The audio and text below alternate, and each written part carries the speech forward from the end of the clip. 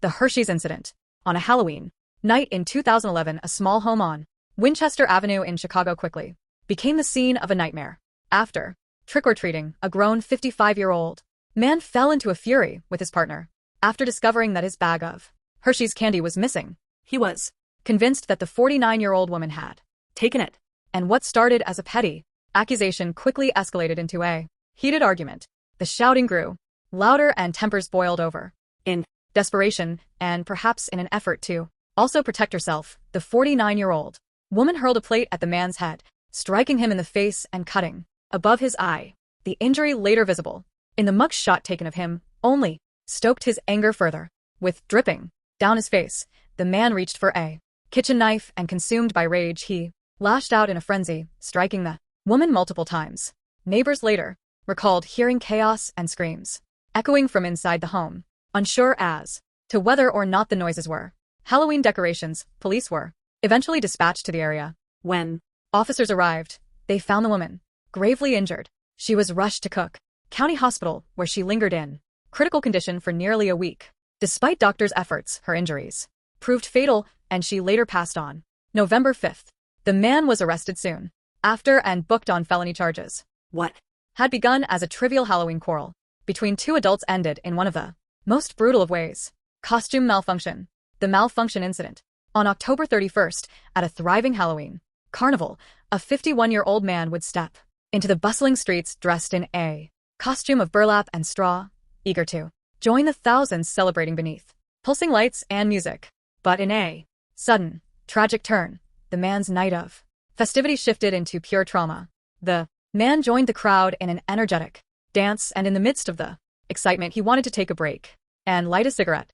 In his attempt, the flame from his lighter caught the edge of his costume's hood, and in an instant his entire outfit ignited. Due to its material, the costume was extremely easy to burn but difficult to put out and take off. The man would try ripping the costume off of his body, but its contents had already begun melting into his skin. As for the crowd around him, they at first thought it was a prank or some sort of fire stunt woven into the Halloween event. It should be noted that most of them were heavily intoxicated, so their rationality and judgment skills were extremely impaired. At the time, as the blaze spread violently, it swallowed him whole like a torch. His figure staggered into the mass of dancers engulfed in fire, with his arms flailing in a desperate panic. People continued cheering. Individuals were so impressed by the stunt that they had begun to record the screaming victim. Only when the man's screams got louder than the music at the carnival did a few sober witnesses realize what was going on. They rushed in to help and tried to rip off the burning pants and jacket that were now clinging to his skin. People took water bottles from their backpacks and emptied it onto the blaze, while others in the crowd continued chanting, snapping pictures, and dancing to what they perceived as a stunt. When the flames finally calmed, he was barely recognizable. Despite being rushed to the hospital, the man ultimately passed away from his wounds. The Hello Kitty incident. A 23-year-old mother in Hong Kong would continue navigating her life in an environment tainted by hardship. She was an orphan as a child, and as she grew up, she became addicted to abusing substances and other things. She worked at a nightclub in one of Hong Kong's red light districts, Sim Tsui, where a 34-year-old mob boss frequently visited her for services.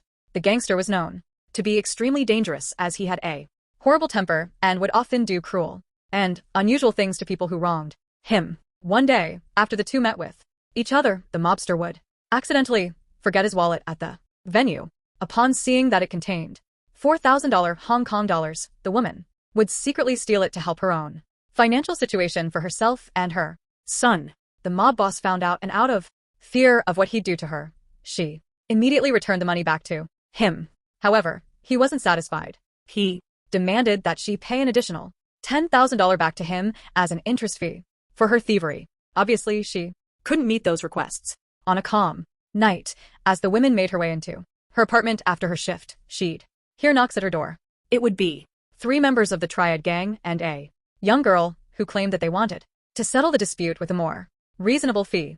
Also, side note, the young girl seen here is actually the mob boss's girlfriend. Remember how I said he's 34? Well, she's 20 years younger than that. Just a yeah. Anyways, as soon as the woman opened up the door, they ripped her out of her apartment and drove her to a rundown flat on Granville Road in Cown. It was there that her final horrific month of torture began. Her captors beat her with pipes, suspended her in the air with wires, burned her with wax and plastic, and rubbed peppery spices into her wounds. Each day blurred into the next.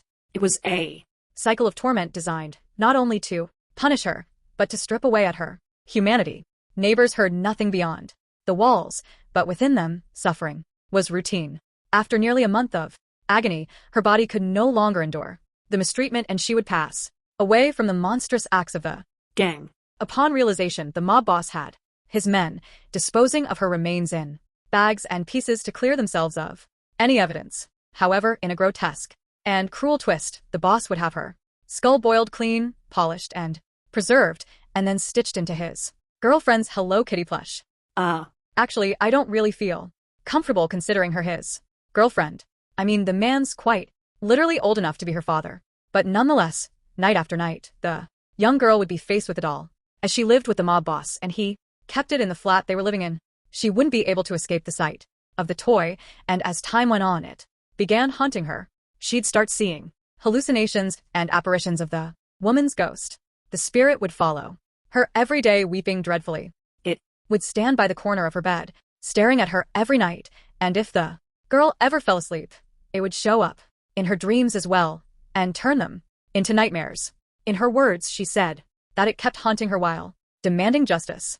It got so bad that the girl developed insomnia, and for weeks, she'd barely eat or sleep.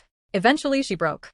She ran to a nearby department, and reports from the Kowloon police station say that she turned up at the building shaking violently, as mentioned from witnesses. Rather than her saying that she has a crime she needs to confess, the first words that left her mouth was something along the lines of, "I keep seeing her. I can't sleep. Please, she won't stop crying. She won't leave me alone." She was literally traumatized. The girl told police absolutely everything they needed to know, and officials set out to arrest everyone who was involved. The three men, actually they don't really deserve to be called that.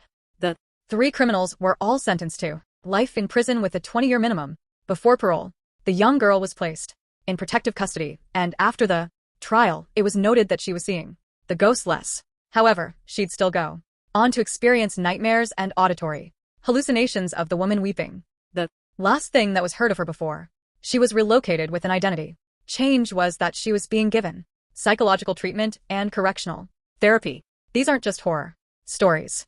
They're real events. And they're all so wrong in so many ways. Halloween is meant to be scary in a fun manner, not in a cruel and dangerous one. To ensure that happens, make sure to group up, stay close to your friends, drink responsibly, and always check your candy twice. Take care of yourself and keep your loved ones safe. Without further ado, have a happy Halloween. Did I jump scare you? Yeah, I bet I did. You coward. You make me sick. Your weakness is pathetic.